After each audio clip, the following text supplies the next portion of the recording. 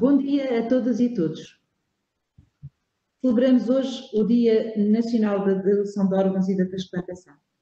Condicionado pelas contingências da pandemia de Covid-19, o Instituto Português de Sangue e Transplantação celebra este dia com a Sociedade Portuguesa de Transplantação por via digital através do webinar. Vou passar agora a palavra à Presidente do Conselho Diretivo do Instituto Português de Sangue e Transplantação, a doutora Maria Antónia. Muito bom dia a todos. Estão a ouvir-me? Sim. Sim. Muito bom dia. Sejam bem-vindos a esta nossa comemoração. Em tempos excepcionais, temos uma comemoração também diferente de acordo com os novos tempos. Comemora-se hoje, dia 20 de julho, o Dia Nacional da Doação de Órgãos e da Transplantação, imortalizando o legado do Sr. Professor Dr. Linhares Furtado, que há 51 anos, a 20 de julho de 1979, no dia em que o homem pisou a Lua, realizava o primeiro transplante renal em Portugal. As condições em que foi efetuado este primeiro transplante configuram um ato de profunda coragem e heroísmo, fruto da imensa dedicação, do elevado rigor e conhecimento médico-cirúrgico do professor Linhares Furtado. A comemoração oficial deste dia, que se realiza este ano pela segunda vez, deve-se ao esforço conjunto da Sociedade Portuguesa de Transplantação, que já promovia esta iniciativa há inúmeros anos e que saúdo na pessoa da doutora Susana Sampaio e do Instituto Português do Sangue e da Transplantação. O IPST diz respeito, permitam-me uma referência ao meu antecessor, Dr. João Paulo Almeida e Sousa, que colocou todo o seu empenho na comemoração oficial deste dia. Esta comemoração reveste-se efetivamente de extrema importância, não só na sensibilização da população para a doação e transplantação, na criação de laços de confiança com um sistema responsável e ético, como no reconhecimento de todos os envolvidos no processo da transplantação. Em Portugal, a história da transplantação apresenta múltiplos motivos de orgulho, tendo ficado marcada, como já referi, pelo primeiro transplante renal a partir da dor vivo, pelo Sr. Professor Linhares Furtado em 1960. É também o professor Linhares Furtado e a sua equipa, mais de uma década depois, em 1980, responsável pelos primeiros transplantes com rim de dador falecido e pela introdução do transplante hepático sequencial. Foi ainda sob a sua direção que se realizou o primeiro transplante pancreático em 1993, a transplantação hepática pediátrica em 94 e em 96 o primeiro transplante intestinal. Na área da transplantação hepática não podemos deixar de referir o Dr. João Rodrigues Pena. Foi este cirurgião que criou a unidade de transplantação do Hospital Correio Cabral, que é hoje uma referência a nível mundial e que participou nos primeiros transplantes bem-sucedidos de rim de fígado. O Dr. Pena fez igualmente parte da equipa que realizou o transplante do primeiro fígado na Europa, em Cambridge, em 1967. Em 1986, dava-se início em Portugal à transplantação cardíaca no Hospital de Santa Cruz, tendo como responsável o Sr. Professor Queiroz e Melo. E em 2001, à transplantação pulmonar pelo Dr. Henrique Vaz Velho. Assim, iremos hoje ouvir, porque só podemos aprender com a história, alguns dos depoimentos destes pioneiros da transplantação, a quem, desta forma, prestamos também a nossa homenagem. Com o objetivo de promover a vida, múltiplas medidas têm sido tomadas na área da transplantação. Entre elas, permitam-me que destaque a criação do Registro Nacional de Não Dadores, que em 1993 vai dar voz à vontade dos cidadãos que passaram a ser considerados possíveis dadores desde que não manifestassem a sua vontade através da sua inscrição no RENGA. Em segundo lugar, gostaria de referir a criação da Rede Nacional de Coordenação de Colheita e Transplantação e da figura do Coordenador Hospitalar de Doação em 2008. No ano anterior, tinha sido alterada a legislação relativa à doação em vida de órgãos, que até esta data apenas permitia a dádiva quando houvesse entre dador e receptor uma relação de parentesco até ao terceiro grau.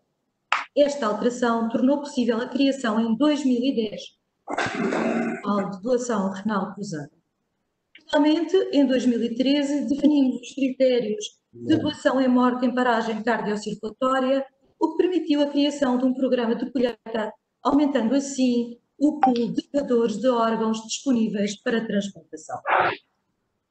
Ao longo de todos estes anos, o IPST, todos os profissionais envolvidos na transplantação e a população puderam sempre contar com a excelente colaboração da Força Aérea Portuguesa. A sua total disponibilidade e prontidão para iniciar uma missão de transporte de equipas e de órgãos, através das esquadras, linces, elefantes e pumas, a qualquer hora do dia ou da noite, fazem desta parceria entre os Ministérios da Saúde e da Defesa Nacional uma colaboração imprescindível para a garantia da qualidade e segurança da transplantação em Portugal. Assim, o primeiro transplante renal cruzado internacional, realizado em Portugal, aconteceu a 12 de março deste ano, dias antes de ser declarado o estado de emergência, e contou com a colaboração da Força Aérea Portuguesa, da Esquadra Elefantes, a quem quero expressar aqui o meu enorme agradecimento. Os pares implicados no cruzamento realizaram previamente testes para a Covid-19 com resultado negativo. Em 2019, os resultados da Atividade Nacional de Doação e Transplantação de Órgãos que hoje apresentamos são globalmente positivos, seguindo a tendência crescente dos últimos 5 anos. A doação de órgãos registrou um aumento, sendo a doação em vida mais expressiva que no ano anterior. No doador falecido, verificou-se um ligeiro aumento no número total de dadores, decréscimo nos órgãos escolhidos, mas aumento dos órgãos transplantados por aumento da taxa de utilização. Foram transplantados em 2019 mais órgãos do que em 2018. O transplante de pâncreas e o cardíaco sofreram uma diminuição. O transplante hepático manteve-se estável, verificando-se um ligeiro aumento. E o transplante renal sofreu um aumento à custa da Covid. Mas o transplante pulmonar manteve a tendência crescente desde 2016, atingindo-se 2019 o maior número de pulmões transplantados até hoje, 70 órgãos em 39 doentes. E chegámos a 2020. Embora aos meses de janeiro e fevereiro se tivesse verificado um esperançoso aumento de 22% da atividade de doação relativamente ao período homólogo do ano anterior, em março, face à pandemia de Covid-19, foi implementado o plano de contingência para a sustentabilidade e segurança da transplantação. O IPST, em articulação com a autoridade competente da DGS, manteve-se atento ao evoluir da situação e foi introduzindo atualizações às medidas adotadas. Assim, entre março e junho de 2020, verificou-se uma diminuição de 55% no número de doadores falecidos e 52% no número total de transplantes, relativamente a igual período de 2019.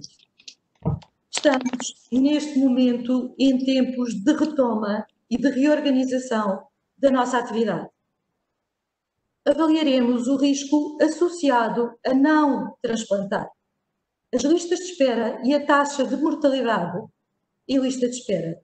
Ouviremos as comissões de acompanhamento, criaremos grupos de trabalho, continuaremos em articulação com a DGS a implementar medidas que garantam a segurança, a qualidade e a sustentabilidade da transplantação e permitam aumentar a vida e a qualidade de vida dos portugueses.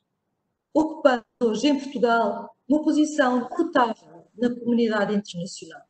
E o IPST mantém o seu objetivo de melhorar a resposta à necessidade dos doentes, continuando a trabalhar no progresso desta atividade. Continuando a trabalhar com todos vós, com todos nós. Termino com uma palavra de agradecimento a todos, aos dadores e suas famílias, à Força Aérea Portuguesa, à Guarda Nacional Republicana, ao INEM e a todos os profissionais de saúde, que de forma altruísta primando pela excelência e com elevada dedicação, se envolvem direta ou indiretamente no tratamento dos doentes, para quem a vida sem a transplantação seria uma possibilidade menor. Obrigada a todos os que já trabalharam na área da transplantação e desejo que no futuro possamos estabelecer uma excelente parceria e um excelente trabalho. Muito obrigada. Vou dar agora a palavra à Senhora Presidente da Sociedade Portuguesa de Transplantação, a doutora Susana Sampaio. Muito bom dia, muito obrigada por estar aqui presente, mas por cumprimentar a doutora Maria Antónia Escoval, Presidente do Conselho de Administração do IPST, a doutora Margarida Iva, Coordenadora Nacional, e a todos os que neste momento têm a possibilidade de estar aqui connosco. Estamos em tempos diferentes e celebramos de forma diferente. Pronto, com alguma pena que não podemos estar todos juntos a celebrar este dia, mas temos maneiras alternativas e foi a forma de nos familiarizarmos todos.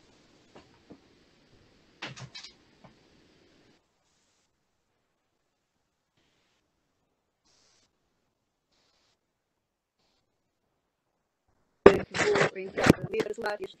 No dia 20 de julho de 1969, como já foi referido pela doutora Maria Antónia Escoval, 20 de julho de 1969, nos então denominados Hospitais Universitários de Coimbra, teve início aquela que seria uma das atividades de maior sucesso. Nessa data, o Sr. Professor Vinhas Furtado e a sua equipa realizou o primeiro transplante em Portugal, neste caso um transplante renal de dador vivo. Depois deste transplante, seguiu-se, anos mais tarde e ao longo do tempo, o transplante renal de dador falecido, de coração, de fígado, de pâncreas, intestino, pulmão, a criação do Programa Nacional de Doação Cruzada e a integração no Programa de Doação Cruzada Internacional. Enfim, Portugal tem o privilégio de poder realizar com sucesso os diferentes tipos de transplante e os portugueses devem orgulhar-se disso. Desde 2009 que a Sociedade Portuguesa de Transplantação tem vindo a celebrar a 20 de julho o Dia do Transplante. Com esta celebração, a SPT pretendeu sempre homenagear os profissionais de saúde, os intervenientes que, não sendo nesta área, constituem elos importantes na transplantação, a Força Aérea, a Guarda Nacional Republicana, os dadores portugueses e os doentes transplantados, promovendo também atividades lúdicas e de convívio entre familiares e os seus amigos. A SPT, ao longo do tempo e atravessando várias direções, orgulha-se de manter o mesmo entusiasmo e os mesmos objetivos e agradece a adesão fantástica de todos os intervenientes às atividades organizadas neste dia. Todos os presidentes, aliás, realçaram a importância da institucionalização deste dia. Assim, foi com muita satisfação que vimos ser aprovada a institucionalização deste dia, em 2019, através do despacho de 5975, que, para além das comemorações inerentes e de homenagear todos os intervenientes na transplantação, permitiu que a população em geral também fosse chamada a atenção para a população em geral para a problemática da transplantação e da doação, alertando para o bem que é a generosidade da doação, quer em vida, quer nos momentos de luto, salvando vidas e melhorando a qualidade de vida de muitos doentes. Efetivamente, receber um transplante é receber um presente de vida e de esperança, permitindo uma maior contribuição do receptor, quer a nível familiar, quer da sociedade, nomeadamente através de uma vida profissional ativa. Este ano, tão diferente pelos tempos de pandemia que vivemos, não podemos estar juntos nesta celebração, não podemos realizar o habitual convívio, mas também não podemos deixar de celebrar este dia da doação nacional de órgãos e da transplantação. Nos tempos que conhecemos, nunca a sociedade nem a medicina assistiram a uma época como esta. A emergência de uma infecção por um vírus altamente contagioso e de fácil propagação invadiu as nossas vidas ao minuto. Nenhum serviço de saúde estava preparado para uma situação destas e por isso foi importante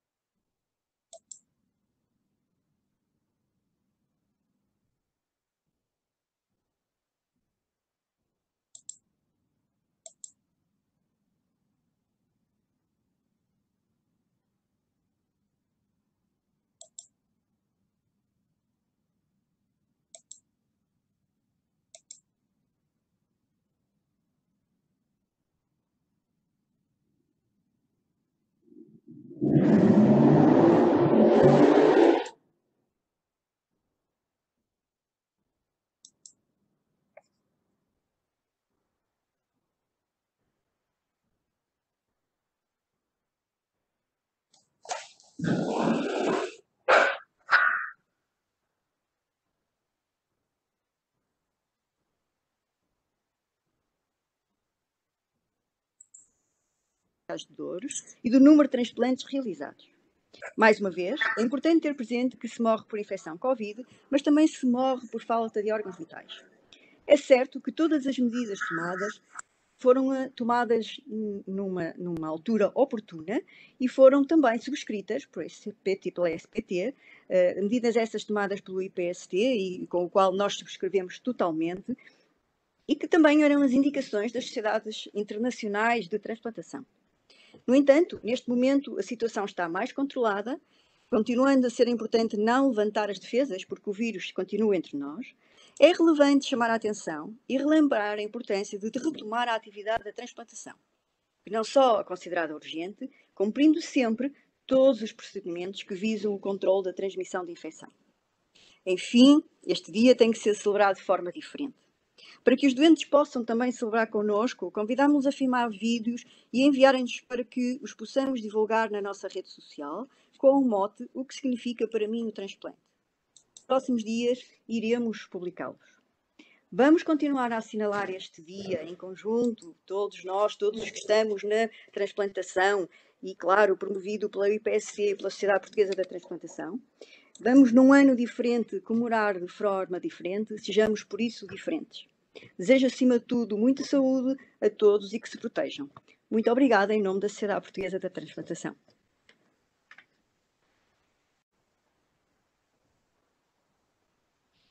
Não queremos deixar de homenagear aqueles que colocaram a primeira pedra nesta atividade em Portugal e fizemos um filme que vamos apresentar de seguida de homenagem aos pioneiros da transplantação.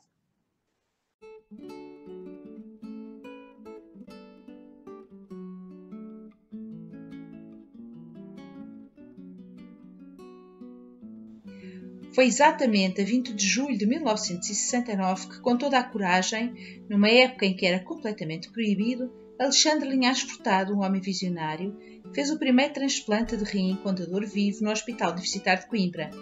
O doente veio a falecer às 3 semanas. Mais tarde, em 1976, era aprovada a colheita de órgãos em cadáver e a sua utilização para transplante. E em 1980, o professor Dr. Linhares Furtado inicia no Hospital Universitário de Coimbra a colheita de rins em cadáver, tendo realizado o primeiro transplante de rim de dador cadáver em simultâneo com o Dr. João Rodrigues Pena, que realizou o transplante do segundo rim no Hospital da Cruz Vermelha Portuguesa, em Lisboa.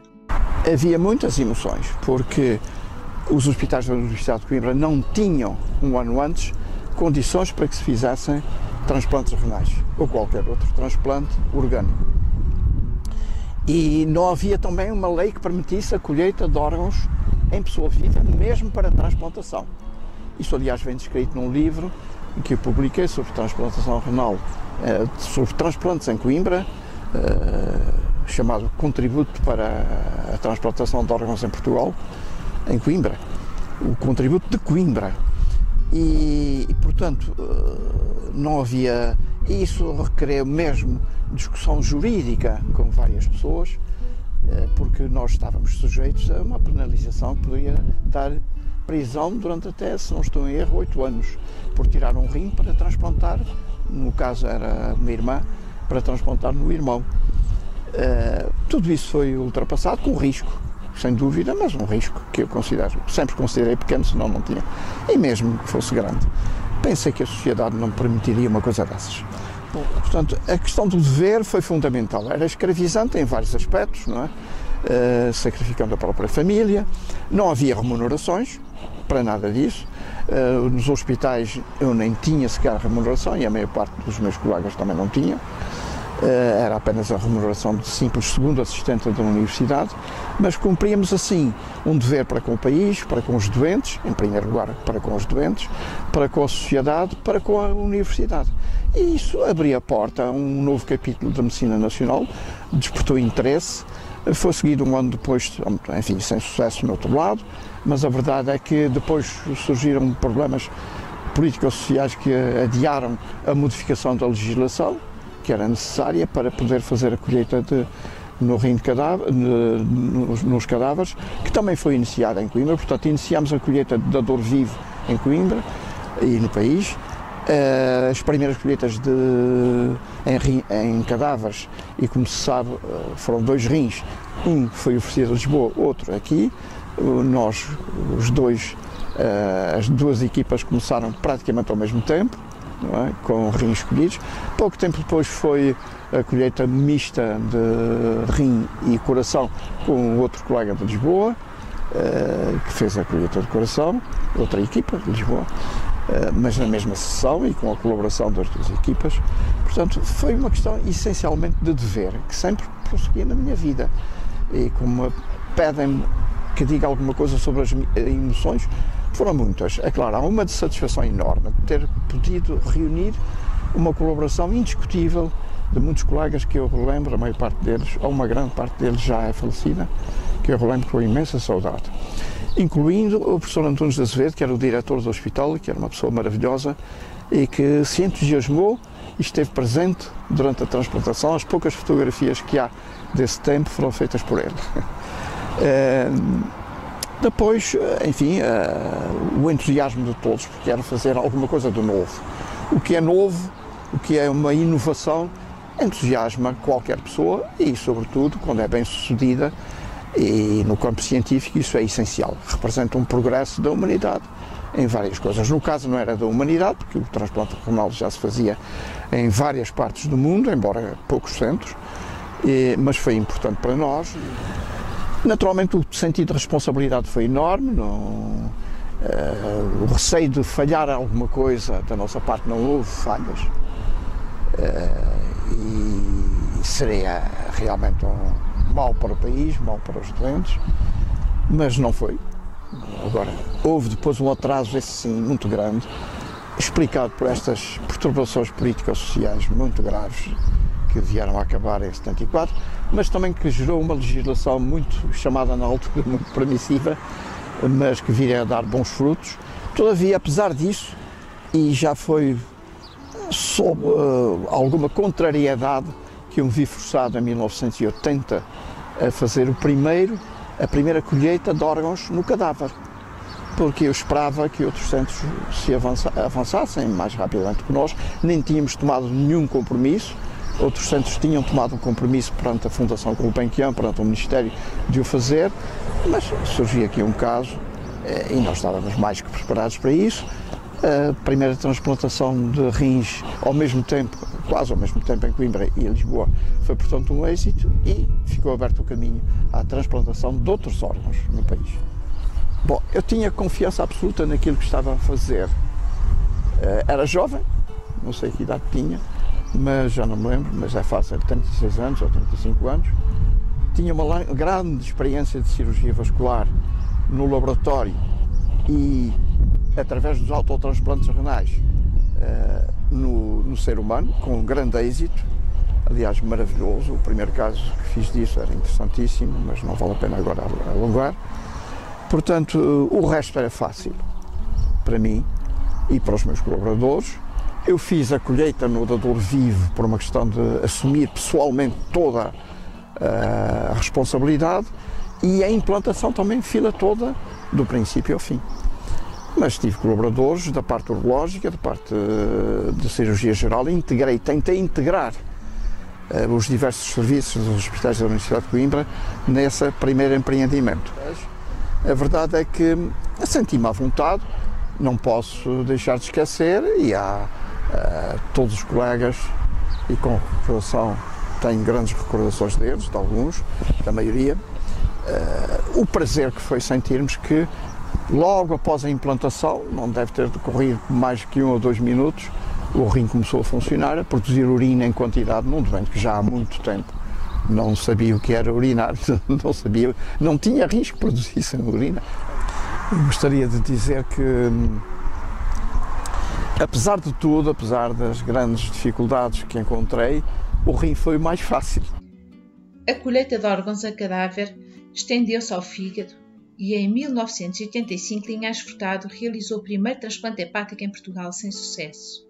Nos anos que se seguiram, sobretudo nos anos 90, desenvolveu a transplantação hepática e foi pioneiro na transplantação dos outros órgãos abdominais. Em 1993 realizou o primeiro transplante de pâncreas em Portugal. Em 1994, o primeiro transplante hepático em criança.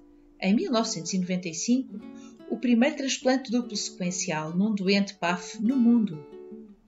Em 1996, Linhares Furtado realizou o primeiro transplante de fígado e intestinos na Península Ibérica. Linhares Furtado foi o pai da transplantação em Portugal e o grande impulsionador da transplantação dos órgãos abdominais no Hospital Universitário de Coimbra e em Portugal. A par dos desenvolvimentos de Linhares Furtado na transplantação nacional, esteve sempre o Dr. João Rodrigues Pena em Lisboa desde o primeiro transplante renal em cadáver em simultâneo em 1980. Em 1986, um ano após a realização do primeiro transplante hepático em Coimbra, sem sucesso, João Pena realiza o seu primeiro transplante hepático no Hospital Correia Cabral em Lisboa, também sem sucesso. Nos anos que se seguiram, dedicou-se à formação dos profissionais e criação de condições para iniciar um programa de transplantação hepática. Assim, o primeiro transplante hepático com sucesso foi realizado por João Rodrigues Pena em 1992 no Hospital Correia Cabral em Lisboa. Este foi o precursor do programa de transplante hepático que continua até aos nossos dias no Hospital Correia Cabral. Em 1986 fizemos o nosso grupo no Hospital da Cruz Vermelha Portuguesa um transplante hepático.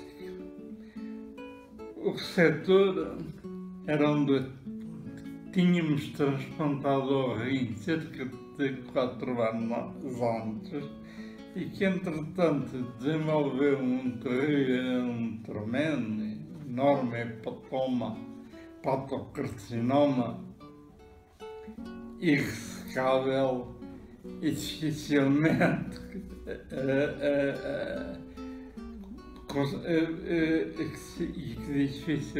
foi considerado como indicação para transplante, pelo menos nos centros que conhecíamos. Porém, perante a experiência que tinha de muitos anos em Cambridge, inclusivamente a participação no primeiro transplante hepático com êxito realizado na Europa. Igualmente, o Eduardo Barroso tinha passado há alguns anos também em Cambridge, bastante tempo depois. Não tivemos coragem de negar ao nosso doente a intervenção. A intervenção até correu bem. Houve algum equívoco na conjugação do tempo de colheita e de entrada no bloco e também no líquido de perfusão, porque foi usado o lactato de Renier quando há imenso tempo no próprio rim usávamos o Eurocólins. De qualquer maneira, o transplante nem correu mal, houve algum sangramento durante a hepatectomia, mas o problema é que depois de realizada a cirurgia, o fígado não arrancou, não produzia aquela bile que queríamos ver, nem os preciosos fatores de correlação. Portanto, continuava a sangrar, procuramos compensá-lo de toda a maneira, com sangue, plasma, etc., plaquetas, mas não parava de sangrar nem o fígado arrancava. O doente acabou por falecer pelas 70, cerca de 70 horas da prazo, por falência múltipla de órgãos. O doente morreu no domingo e segunda-feira fui ao telejornal explicar as circunstâncias do caso e quando me perguntaram se tínhamos desistido do transplante hepático, disse não, queríamos era organizar as coisas de maneira que estivéssemos prontos para um programa de transplante hepático. Isto viria a demorar 6 anos. Vamos constituir um grupo de hepatologistas. A professora Célia Monteiro, o António Freire, Ana Morba e Júlio Veloso. Eu, com 56 anos, iniciei uma reciclagem. Escolhi para essa reciclagem passar 3 meses em Pittsburgh, no serviço postal, porque eu usava e porque faziam ali 500 fígados por ano e a atividade era absolutamente enlouquecida. Não me lembro de ter tido um período deste tipo. Nesses 3 meses observei todo o equipamento que usavam, o cell saver que aproveitava o sangue aspirado do campo operatório, a máquina de infusão rápida, a bomba biomédica para bypass, porta-cava jugular. Tirei muitos apontamentos, trouxe os protocolos, as referências das máquinas. Foram também a Pittsburgh cirurgiões, anestesiologistas, hepatologistas e uma hemoterapeuta. Entretanto, eu próprio resolvi passar 15 dias em Barcelona com Margarite, assisti a um transplante, recolhi todos os protocolos. Margarite tinha trabalhado com o Estado e tinha um programa semanal de transplante hepático nos corpos. Construímos em Corri Cabral de Reis um laboratório de cirurgia experimental destinado a transplante hepático em porcos e ao treino do pessoal, quer médico, quer de enfermagem. Tivemos um sobrevivente desses porcos a longo prazo, foi passear para a quinta de onde tinha vindo. Finalmente fomos a Córdoba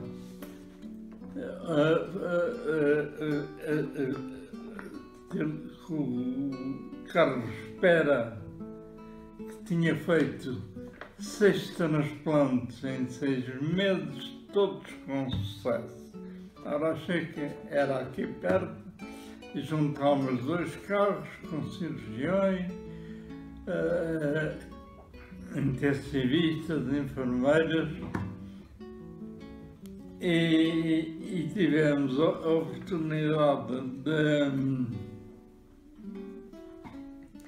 de assistir a um transplante que nos foi de extrema utilidade. E foi também muitíssimo importante que os enfermeiros tenham ido, porque passaram a palavra no regresso, dizendo que aquilo é mais fácil do que o transplante no porco. Vamos a isto. E foi de tal maneira útil essa ida à Córdoba que poucas semanas depois, em setembro de 1992, começámos o programa em Lisboa. Primeiro doente, uma doente PAF, com os seus 40 anos, e tudo correu bem. Outros doentes foram seguindo, dezenas, centenas, nunca parámos. Quando me reformei, 10 anos depois, tínhamos cerca de 400 transplantes hepáticos feitos na unidade. A par do transplante de órgãos abdominais, inicia-se o transplante de órgãos torácicos. Em 1986, com grande coragem, o professor Dr. Queiroz e Melo realiza a primeira colheita de coração com a equipa de Linhares Furtado, em Coimbra, e o primeiro transplante cardíaco no Hospital de Santa Cruz, em Lisboa, dando início ao programa de transplantação cardíaca em Portugal. Temos que nos recordar que foi há 34 anos e o contexto do país era completamente diferente. Portugal, quando fizemos o primeiro transplante cardíaco, tinha entrado na Comunidade Europeia há 6 meses e apresentava-se como um país muito atrasado, mas de facto cheio de potencialidades. E este transplante foi possível porque houve um homem visionário chamado Manuel Machado Macedo, que era o nosso chefe, que fez no Hospital de Santa Cruz uma obra notável para a altura, visto que percebeu que a única forma de dar um progresso enorme no tratamento cardiológico era promover o trabalho em equipe que ele fez e se rodeou de um conjunto de pessoas, umas que já estavam aqui e muitas que vinhamos de várias partes do mundo, seja dos Estados Unidos, seja de Inglaterra. E também temos que nos lembrar que na altura o transplante estava envolvido em controvérsia. Havia um jornalista que publicou um livro chamado O Escândalo dos Transplantes, em que promovia a ideia de que os transplantes eram algo de muito irregular. Nós, claro que não concordávamos com ele, mas pensávamos que havia um ponto que ele tinha razão, é que a lei não era clara, de forma que achámos, quando iniciámos este projeto, que era particularmente oportuno promover uma revisão da lei. E começámos a falar nisso. Só que quem, de certa forma, condicionava tudo o que se passava na altura, tudo o progresso nos cuidados médicos, era a Fundação Gulbenkian, sobretudo processos novos. E quando eu fui à Fundação Gulbenkian falar com o diretor de Serviços de Saúde, o Dr. Raymond Pinto, ele disse-me que nem pensasse nisso, porque se voltássemos a mexer na lei dos transplantes ia ser muito complicado, até porque nessa altura o dito jornalista tinha recebido um prémio de relevo por causa desse livro publicado. De forma que decidimos que continuávamos mesmo assim. Em Santa Cruz, na altura, quem estava encarregue deste projeto era o Dr. Rui de Lima, que entretanto mudou para Santa Maria, e eu retomei esse projeto e o Dr. Machado Macedo deu-me todo o gás para avançar. Fizemos a preparação experimental no laboratório Sanitas, concluímos alguns detalhes do protocolo que já tinha sido praticamente todo feito pelo Dr. Rui de Lima, e quando nos considerámos prontos, fomos de novo falar à Gulbenkian e pedir o apoio para alguns detalhes. E nessa altura o Dr. Raymond Pinto disse: "Moça, só há uma pessoa em Portugal que neste momento correrá ou fará o movimento de o deixar colher um coração, que é o professor Linhares Furtado, em Coimbra." Eu fui em Coimbra, falei com o professor Linhares Furtado e assim de facto aconteceu. No dia 18 de fevereiro de 1986, às 2h30 da tarde, o professor Linhares Furtado telefonou-me a dizer que havia um dador. Bem, a partir daí foi preciso falar com as outras pessoas responsáveis do projeto, sobretudo o Seabra Gomes e a Ana Oliveira, para decidir se avançávamos, porque o receptor tinha 48 anos e o dador era borderline, 50 e poucos, mas saudáveis, e decidimos avançar. Veio um helicóptero do INEM, que aterrou em Santa Cruz às 3 e pelas 4 da tarde estávamos no pátio da universidade, onde aterramos e onde imediatamente se formou um pequeno grupo onde estavam alguns médicos que eu conhecia do meu tempo de militar da Guiné, que perceberam o que se ia passar.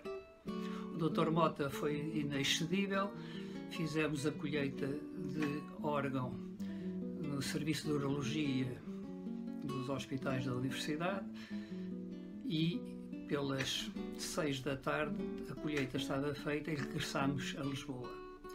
Estamos a falar de inverno, faz noite muito cedo e o regresso não foi fácil. Felizmente que eu sou da região centro, conheço bem as estradas e isso foi de muita utilidade, visto que o helicóptero não tinha forma de orientação noturna, mas eu conheço bem as estradas e toda aquela região e assim chegámos a Santa Cruz, onde foi feito o transplante. Este transplante correu extremamente bem, pelas 11h30 da noite estava acabado e na altura foi muito curioso porque fomos festejar, mas cheios de incerteza. Um dos pilares do nosso programa, a Dona Maria José Rebocho, claro que não foi, ficou a tomar conta do doente, visto que ela é uma labutadora incansável e silenciosa e pouco exposta à publicidade.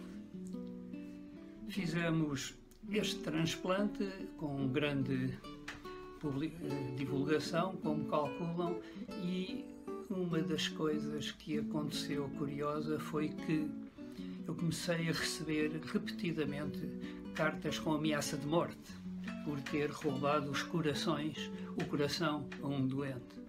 Não foi agradável e durante 1 ou 2 semanas devo dizer que todos os dias de manhã cedo, que ia cedo para o hospital ao sair de casa e à noite ao regressar, olhava bem a toda a volta para ver se haveria algum eventual agressor por ali.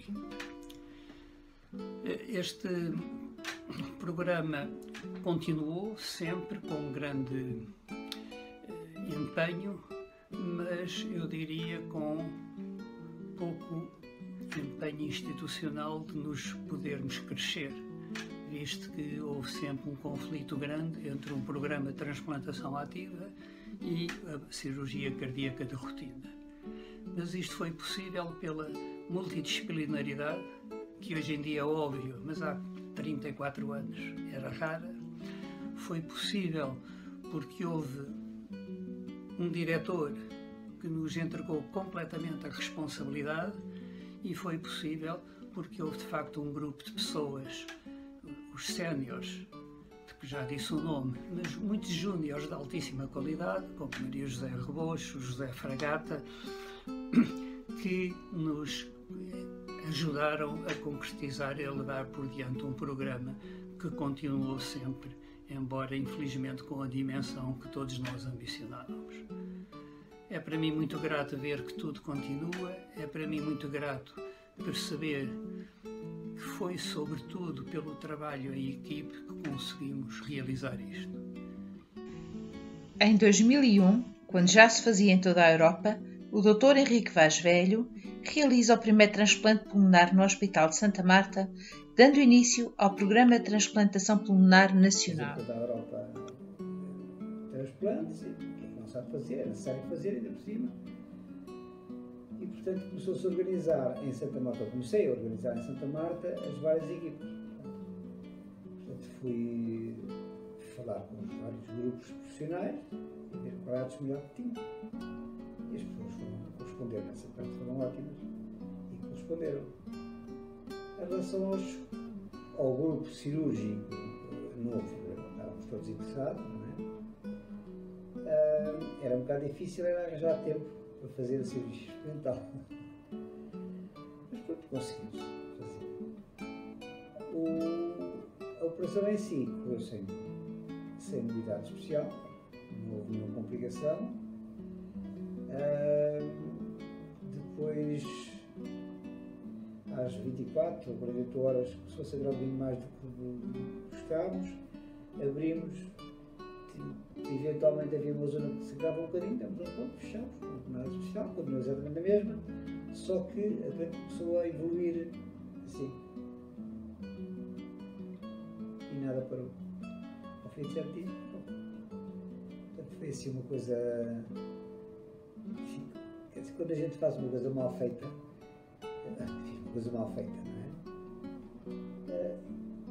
não se deu por nada, não se percebeu bem porque é que morreu, ficou assim, não houve tempo de isquémia, não houve nada assim, nada que justificasse,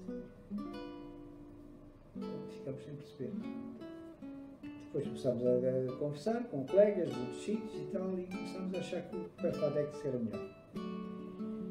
Pronto, entretanto, foi-se planear o estágio da equipa, foi sempre difícil, foi sempre complicado,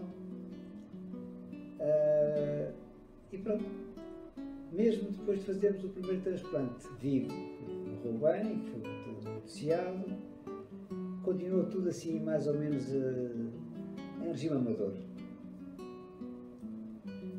Portanto, até ao fim, foi sempre regime amador. Por essa altura não tínhamos receptores.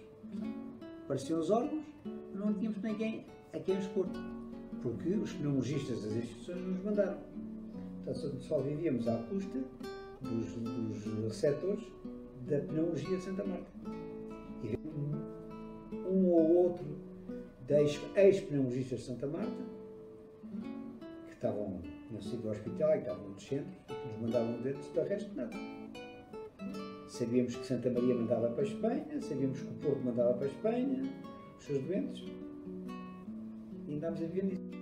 José Fragata, com larga experiência em transplantação cardíaca, tendo participado no primeiro transplante cardíaco em 1986, iniciou o programa de transplantação cardíaca no Hospital de Santa Marta, onde tem dado um grande contributo para a transplantação cardíaca em Portugal, e desenvolvido também o Programa Nacional de Transplantação Pulmonar.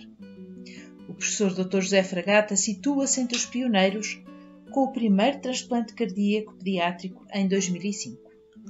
O meu nome é José Fragata, sou um cirurgião cardíaco, hoje com 40 anos de prática, e tive o privilégio de participar na epopeia da cirurgia cardíaca portuguesa, epopeia que foi também, e em paralelo, a da transplantação cardíaca. Participei nos preparativos que culminariam na realização do primeiro transplante cardíaco em Portugal, corria o ano de 1986, transplante em que fui também, honrosamente, o primeiro ajudante. Depois viria a acumular uma vasta casuística, primeiro na transplantação cardíaca e depois na transplantação pulmonar, cujo programa nacional relancei com a credibilidade que tem. Realizaria entre nós os primeiros transplantes cardíacos na infância e também as primeiras assistências cardíacas mecânicas como ponte para a transplantação cardíaca em bebês. Fiz, em suma, o que tinha que ser feito. A atividade da transplantação sempre esteve associada a grandes protagonismos. Direi, mais pelo aparato do que pela sua dificuldade intrínseca. Maliciosamente, dizia o pioneiro americano Norman Shumway, "There are more people out there living out of transplantation than from transplantation itself." Mas escolhi falar-vos hoje, brevemente, de outras e mais nobres dimensões da transplantação. O altruísmo, a confiança e o primado da vida. A transplantação é uma notável afirmação de altruísmo, não só por parte de quem doa, esse é um exemplo da mais alta e mais extrema generosidade final, como por parte de quem transplanta, pela dádiva do risco próprio, pela dádiva do seu tempo e da sua extrema competência. 24 sobre 24 horas, todos os dias do ano e normalmente a más horas. Mas a transplantação não é uma atividade enormemente baseada em confiança. Confiança por parte dos receptores que nos confiam as suas esperanças numa vida prolongada e numa vida melhor. Confiança nas equipas, na anuência terapêutica dos receptores. E, finalmente, confiança das famílias e da sociedade numa prática que se tem afirmado como salvadora. Mas o que a transplantação mais evoca é o primado da vida.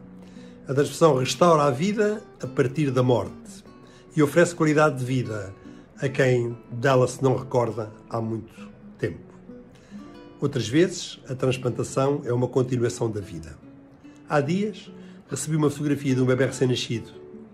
Um bebê lindo, o filho do meu primeiro transplantado na infância, o João, que transplantei quando tinha apenas 2 anos. Imagine-se, já lá vão 28 anos e que agora foi pai.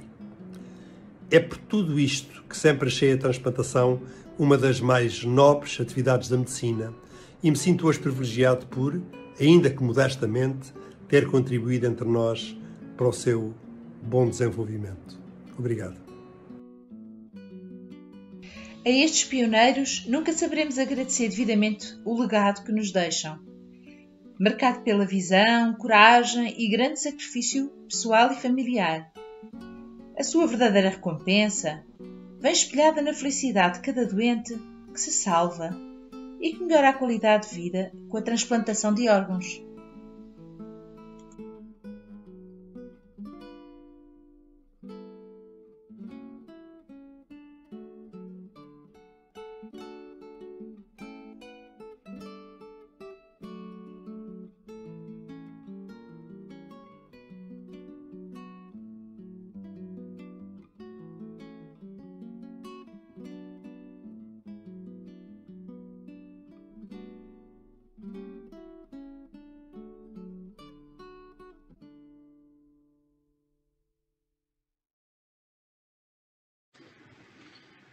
Não menos pioneiro foi o programa de doação Canal Cruzada Internacional, que teve o seu primeiro cruzamento este ano, em 12 de março, 3 dias antes da declaração de estado de emergência do Covid-19.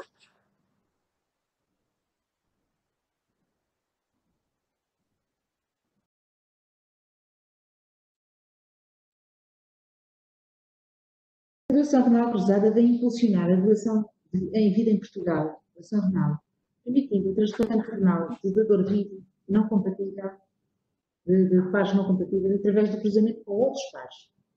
É suportada legalmente implementada desde 2010, a altura em que começou em Portugal. Desde então, 25 doentes beneficiaram da doação renal cruzada. No ano passado, houve 6 doentes transplantados com este programa, através de 2 ciclos de 3 pares. Os pares não compatíveis são habitualmente introduzidos numa plataforma, correndo um algoritmo que depois vai cruzar em pares compatíveis entre si. Podem ser grupos de 2 ou de 3 pares. Desde o início, o facto de Portugal ter aderido ao programa internacional através do SALSAL permitiu que pares não compatíveis e não sendo possível o seu cruzamento através do programa nacional de doação renal cruzada, tivessem outras chances de se cruzarem com pares tanto de Espanha como de Itália, nossos países parceiros neste programa internacional, através da heterogeneidade, do aumento da heterogeneidade genética e através do número de pares. Existe um grupo de peritos portugueses que reúnem cada 3 meses e que fazem correr este algoritmo previamente a esta reunião. Dela, se verificar a possibilidade de haver um cruzamento, depois articulam-se com os movimentos coordenadores de transplantação, com os médicos das unidades de transplantação, os centros de sangue e transplantação para as trocas de soros, e isto orientado pela Coordenação Nacional de Transplantação e com a participação sempre presente tanto da GNR como da Força Aérea e no transporte de órgãos. No início de dezembro de 2019, após a reunião nacional, tinha ocorrido um matching do qual resultou uma possibilidade de cruzamento de um par de português com um par de Barcelona. A informação foi dada ao ITST e informou imediatamente o Centro Hospitalar Universitário de Porto, no Hospital Santo António. Tratava-se de um par que, embora fosse transplantado pelo Hospital de Santo António, que é o único que cumpre os requisitos para aderir ao Programa Internacional de Doação Renal Cruzada, o par era inscrito pela unidade do Centro Hospitalar Universitário de São João, e iniciaram-se as trocas de informação entre as unidades do Santo António e de Barcelona, da Fundação Flickr.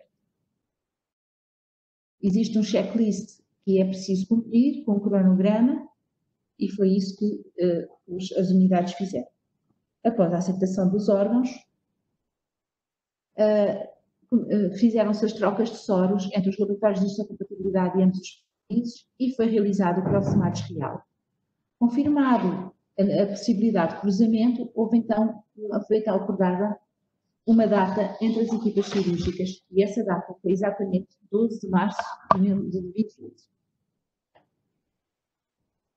Tudo a postos e no dia 12 de março de 2020, uma aeronave de C-295 da Esquadra dos Elefantes do Montijo partiu às 9h35, chegando ao aeroporto de Sá Carneiro ao Porto às 16h35. Às 10h25, perdão. Claro que a Espanha ainda não tinha começado a colheita do órgão, porque habitualmente cada país responsabiliza-se pelo transporte do órgão ao outro país e pelo transporte terrestre do órgão. Mas como tínhamos iniciado uma pandemia de Covid-19 no mundo inteiro e havia uma enorme instabilidade nos transportes, Espanha utiliza sobretudo as companhias comerciais para transporte de órgãos. E havia uma enorme instabilidade em termos de horários, em termos de cancelamento de voos. Corria-se o risco de os órgãos não terem o mesmo tempo de esquema que é obrigatório neste programa.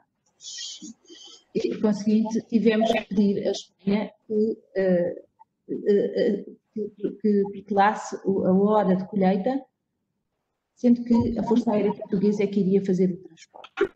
E assim foi, a aeronave C-295 saiu às 9h35 da base aérea de Montijo, chegando às 10h25 ao Porto de Sá Carneiro, onde recolheu o órgão já colhido e levou para Barcelona. Chegou às 13h50 em Barcelona, recolheu o órgão colhido e trouxe-o para o aeroporto de Sá Carneiro, chegando às 16h35.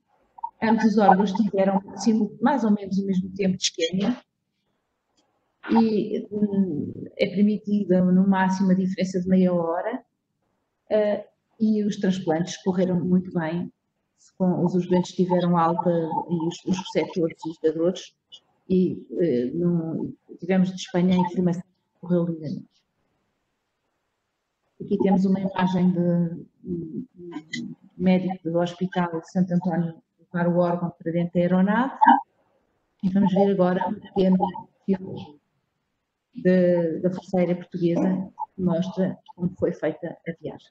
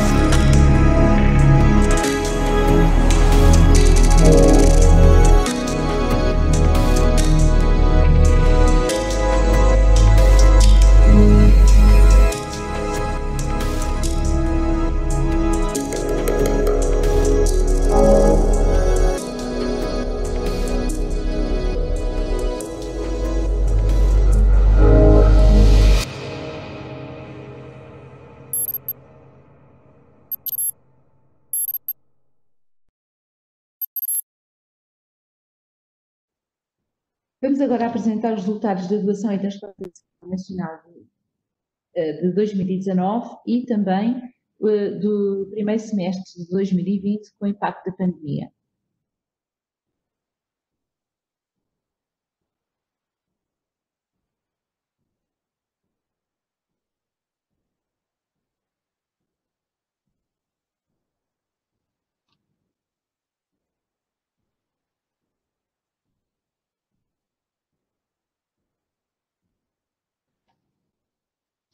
De pontos positivos, em 2019 temos a assinalar o início do programa da dor em paragem cardiocirculatória no Hospital Universitário de Coimbra, que teve início realmente em 2019, tendo tido o seu primeiro dador em 2020, um aumento do número de dadores, com maior expressão no dador vivo, como vamos ver de seguida, e tivemos o dador falecido mais idoso até hoje em Portugal, de 90 anos, a quem tivemos um fígado que foi transplantado com sucesso. Houve ainda um aumento do número de transplantes e, sobretudo, um aumento da taxa de utilização de órgãos. Houve o maior número de pulmões transplantados em Portugal. Foi feito o primeiro transplante renal cruzado internacional, como vimos em 12 de março de 2020, e o primeiro transplante de fígado de dor em paragem cardiocirculatória. Houve uma redução da mortalidade dos doentes que aguardam transplantação. Registrou-se também o aumento da atividade da colheita e aplicação dos tecidos musculoesqueléticos e concluíram-se os testes de validação da atividade córneas de cultura no banco de tecidos do Instituto Português de Sangue e de Transplantação. Como pontos negativos, temos a assinalar um aumento da idade dos dadores falecidos com menor aproveitamento de órgãos, uma diminuição da colheita e transplantação na área do coração, uma diminuição da colheita de tecidos, em especial da córnea, com uma necessidade de pedidos a outros países destes tecidos. Apesar das melhorias na atividade da colheita e transplantação de tecido musculoesquelético, Portugal ainda não atingiu a autossuficiência nesta área. Houve um aumento da necessidade de solicitação de córneas, como já disse, e houve um impacto importante da pandemia de Covid-19 em 2020, com a redução geral da atividade de órgãos, de colheita de órgãos e transplantação de tecidos e células. Vamos apresentar agora a atividade nacional em 2019. Em 2019 caminhávamos muito bem. Tivemos um aumento da doação em geral, com 430 dadores no total. Os dadores em paragem cardiocirculatória mantiveram-se mais ou menos no mesmo nível, mas os dadores falecidos aumentaram ligeiramente. Neste momento, subimos o número de dadores falecidos para 0,4 dadores por milhão de habitantes, passámos para 33,8 dadores por milhão de habitantes. Verificamos que a distribuição por idades, nos parâmetros de tendência central, as idades subiram, com uma mediana de 61, média de 57 e a moda de 68, prejudica um pouco a colheita e o aproveitamento de órgãos. A distribuição por meses nunca é uniforme e verificamos que foram nos meses de verão que tivemos melhor aproveitamento, um maior aumento na área da doação. As causas da morte para dos dadores geralmente não têm variado muito, 80% são causas médicas e são sobretudo AVCs. Aqui temos a distribuição pelos grandes centros, por BCCT, do número de dadores e verificamos que Coimbra lidera a doação de dadores falecidos, seguida do Centro Hospitalar Lisboa Central, e é sobretudo no centro e no sul que se situa a maior quantidade de dadores. Aqui vemos que o Centro Hospitalar Universitário de Coimbra foi o que teve maior número de dadores falecidos, seguido do Hospital de São João e do Centro Hospitalar Lisboa Norte e do Central. Depois outros hospitais tiveram menos dadores. Houve, de facto, aqui um grupo de hospitais que já tiveram dadores, mas que em 2019 não registaram nenhum dador falecido. Foram colhidos menos 23 órgãos em 2019, comparativamente ao ano anterior, menos 2%.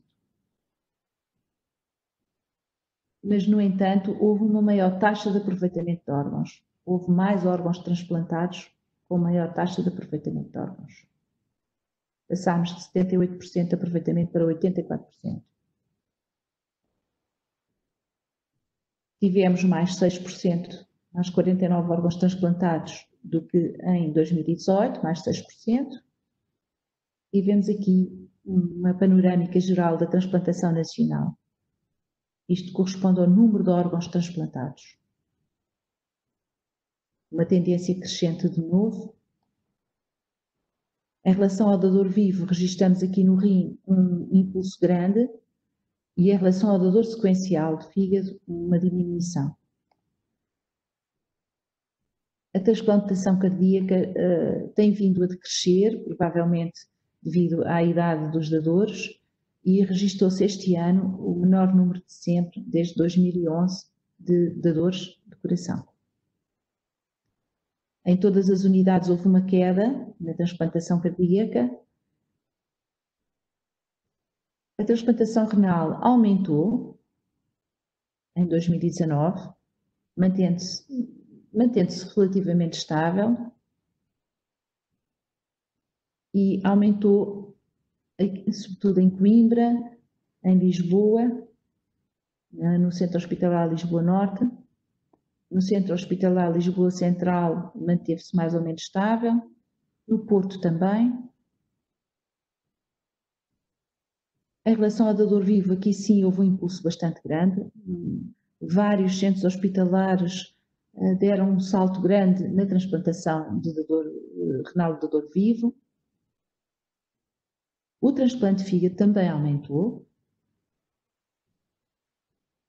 E foi sobretudo no Hospital Corri Cabral que se registrou esse aumento mais marcado. Mas reduziu o dador vivo e sequencial, à exceção de Coimbra, que fez mais 2 transplantes de dador vivo. A transplantação pulmonar este ano deu um salto imenso. Transplantaram 70 pulmões. Claro que isto não foram 70 transplantes, foram 70 pulmões transplantados em 39 doentes. Mas foi o maior número de sempre, um impacto muito grande na transplantação nacional. Os pâncreas, reduziu-se a transplantação de pâncreas este ano. Verificamos que estamos nesta fase como começámos em 2011. Houve aqui uma queda importante de 26 para 16. Relativamente ao ano anterior. Relativamente ao número de doentes a aguardar transplante, houve uma estabilidade, digamos assim, em alguns órgãos. O número de doentes reduziu, como é o caso do fígado, do coração. No caso do rim e do pulmão aumentou ligeiramente. Mas estas listas são de doentes em lista ativa, doentes que estão ativamente a aguardar. Claro que isto é muito dinâmico, porque provavelmente muitos destes doentes aqui registados estarão suspensos temporariamente e depois voltarão à lista de espera.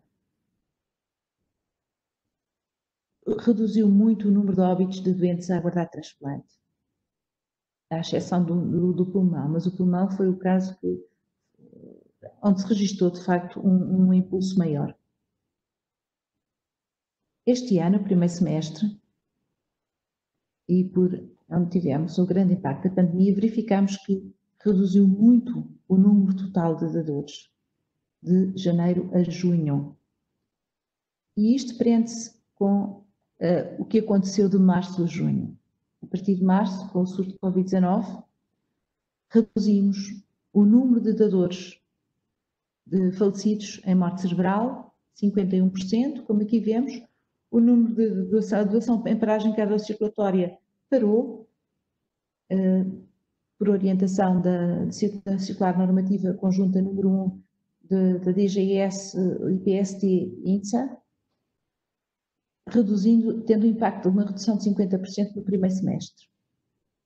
A doação em vida também reduziu, 78%, e o dador sequencial parou completamente.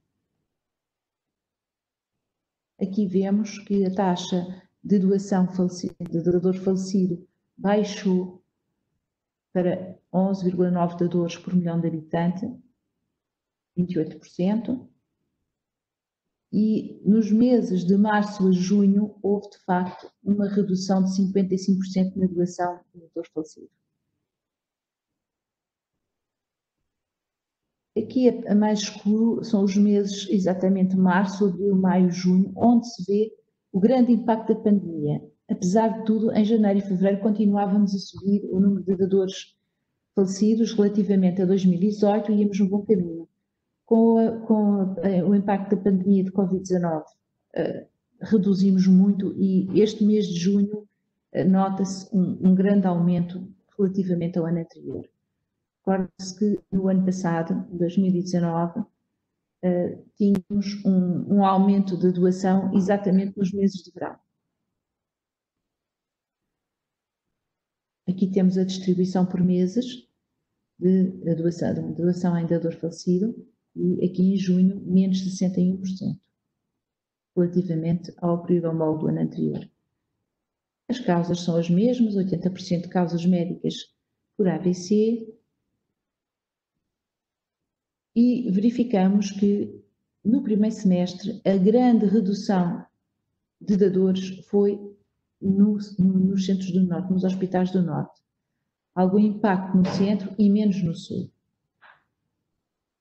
Aqui podemos ver menos 89% de dadores de março a junho na zona norte, menos 41% na zona centro e menos 10% na zona sul. Recolheram-se menos órgãos relativamente a 2019, menos 28%, e a taxa de utilização, apesar de tudo, aumentou.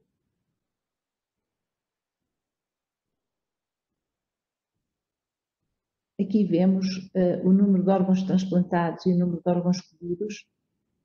Melhoramos a replicabilidade e, portanto, o aproveitamento de órgãos neste período em 2020. Colhemos só mesmo aqueles órgãos que, de facto, íamos aproveitar. E verificamos aqui que foram, no primeiro semestre, transplantados 315 órgãos, menos 123 que no ano anterior, corresponde a menos 28% da área de transplantação. Aqui vemos espelhada a queda da transplantação nacional em 2020, no mesmo período, no primeiro semestre, relativamente ao ano 2019. O dador vivo reduziu e o dador sequencial reduziu apenas neste período, relativamente ao ano anterior. Aqui vemos, em 2020, um total de 307 transplantes nacionais em 2019 e 147 em 2020, corresponde a uma queda de 52% na transplantação no período de março a junho, durante a pandemia de Covid-19. Relativamente às células e tecidos, em 2019 verificamos uma diminuição de 19% na colheita de tecidos e um aumento do número de córneas recebidas de outros países. Também houve uma diminuição da colheita de tecidos recebidos osteotendinosos e houve um maior aproveitamento, um maior número de tecidos osteotendinosos aplicados. Registrou-se aqui uma ligeira descida na aplicação de córneas. Relativamente às células, houve um aumento no número de inscrições ativas no CDAS. Estes são as colheitas que se fizeram 20 colheitas dos CDAS para Portugal, 57 dadores de CDAS para o estrangeiro e 46 colheitas internacionais para Portugal, de dadores internacionais para Portugal. Aumentou o número de alo e autotransplantes de progenitores hematopoéticos e, sobretudo, à custa de colheitas de células estaminais do sangue periférico, cerca de 96%. A pandemia de Covid-19 também se fez sentir na atividade de colheita e transplantação de tecidos e células. Desta forma, reduziram no primeiro quadrimestre, reduziram o número de tecidos colhidos e também o número de tecidos aplicados. Houve também uma redução, em especial uma redução das córneas a 6% e também uma redução do número de córneas aplicadas, 12%. Aqui vemos, sobretudo, na zona centro e na zona sul, com maior impacto na zona centro, as córneas escolhidas, e, igualmente, o número de córneas transplantadas com maior impacto na zona centro.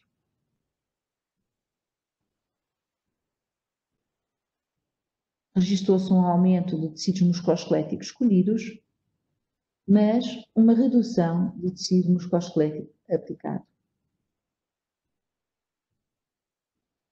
O impacto negativo fez-se sentir na zona centro, em termos de colheita, mas é precisamente a zona centro que registrou um aumento da aplicação destes tecidos.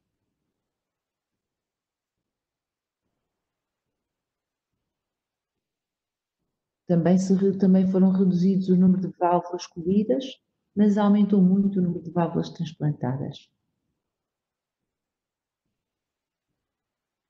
Em relação à membrana amniótica, houve igualmente uma redução tanto da doação como da aplicação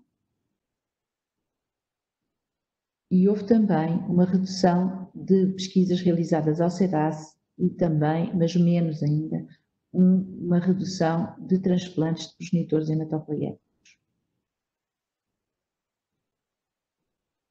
A redução de transplantação de progenitores hematopoéticos fez-se sentir, sobretudo, na zona centro e na zona sul. Como áreas de oportunidade de melhoria, realçamos aqui a necessidade da implementação de doação em paragem cardiocirculatória no Centro Hospitalar Universitário do Porto, que até aqui ainda não fez, todos os outros centros iniciaram o projeto piloto. O aumento da taxa de doação em dadores falecidos é sempre um objetivo que temos em mente. O aumento da taxa de doação em vida e o alargamento da doação em paragem cardiocirculatória não controlada para controlada, incluindo a classe 3 de Maastricht. O investimento em novas formas de preservação e recondicionamento de órgãos é uma área onde temos que investir, porque nos permite um maior aproveitamento de órgãos e recondicionamento e melhoria. A revisão de critérios de aceitação e de alocação de órgãos terá que ser feita, sobretudo, para o coração, para a doação e transplante de coração.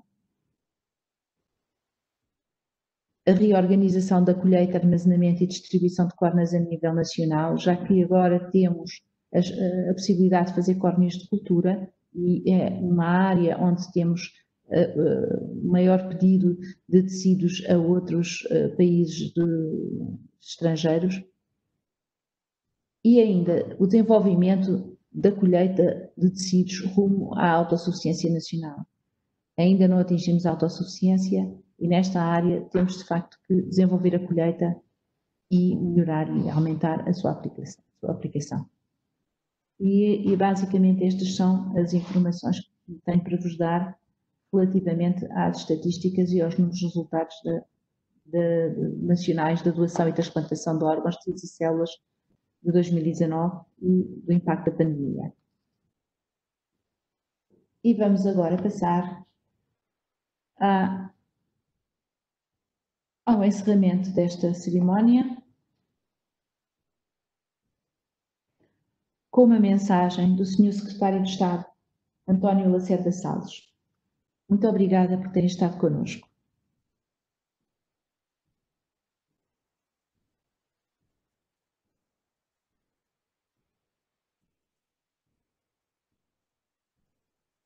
Olá a todas e a todos. É com grande satisfação que me associo hoje às comemorações do Dia Nacional da Doação de Órgãos e da Transplantação que o 21º Governo da República resolveu, e muito bem, instituir.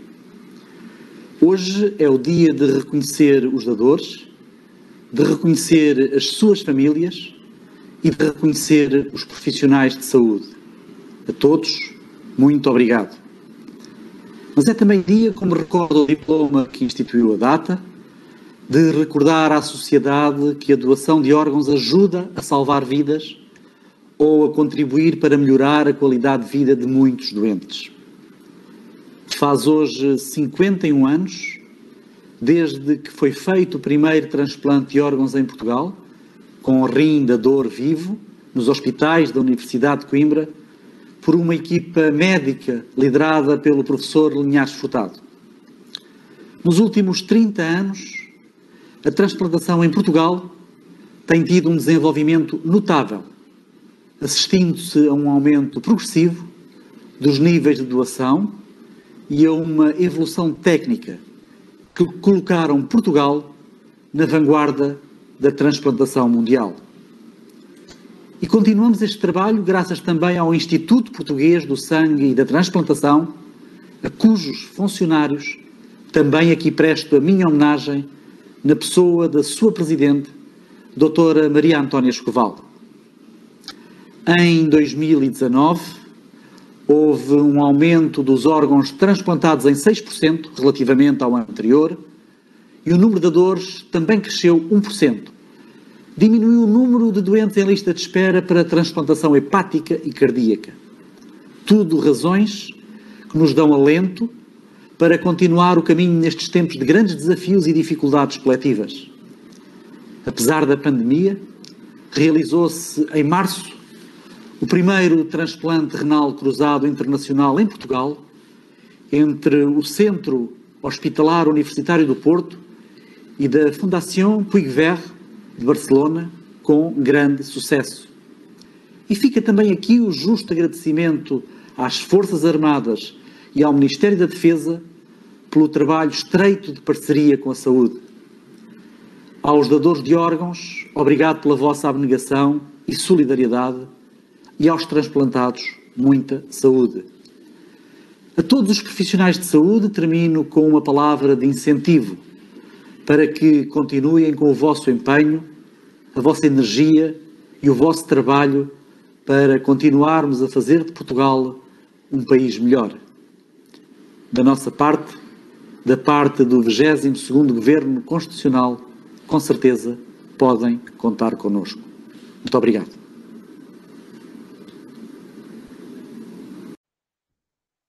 Não havendo mais perguntas, agradeço a todos o excelente trabalho que fizeram até agora, o excelente trabalho que têm feito e que farão no futuro e a colaboração que nos têm dado nesta atividade. Um bom dia a todos.